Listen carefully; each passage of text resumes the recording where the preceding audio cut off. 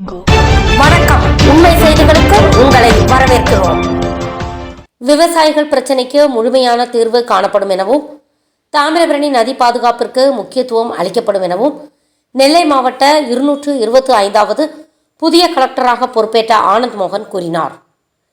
நெல்லை கலெக்டராக பணியாற்றிய சுகுமார் பணியிட மாற்றம் செய்யப்பட்டார்.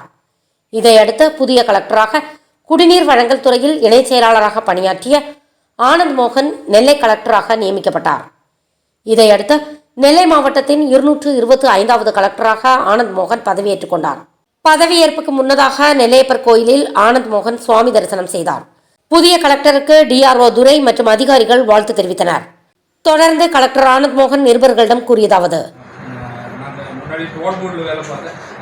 நமக்கு ரெண்டு பெருநீர் ரிவர்ஸ் தான் இருக்குது, காவேரியும் தாமிரபரணி. அதனால் அந்த தாமிரபரணி ரிவரோட தன்மையை மெயின்டைன் பண்ணுறதுக்கு, அதை சுத்தம் செய்வதற்கு 100% முயற்சிகள் இருக்குது. அதுக்கு கார்பரேஷன் சார்பாக நிறைய பணிகள் மேற்கொள்ளப்பட்டிருக்காங்க. அதில் என்னோட தனித்துவம் அதை ஆய்வு செய்யணும். அதே போல் என்ஜிஓஸ், அதே மாதிரி நம்ம லோக்கல் பாடிஸ் எல்லாரும் இணைந்து தாமிரபரணி ஆற்றை சுத்தம் செய்வதற்கு அனைத்து முயற்சிகள். அதே மாதிரி சமூக நல்லிணக்கத்தை உறுதி செய்வதற்கு காவல்துறையுடைய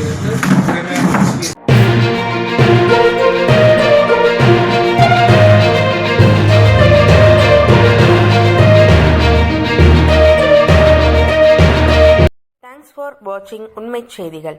நெல்லை செய்திகளை உடனுக்குடன் தெரிந்து கொள்ள சேனலை சப்ஸ்கிரைப் பண்ணுங்க, லைக் பண்ணுங்க, ஷேர் பண்ணுங்க.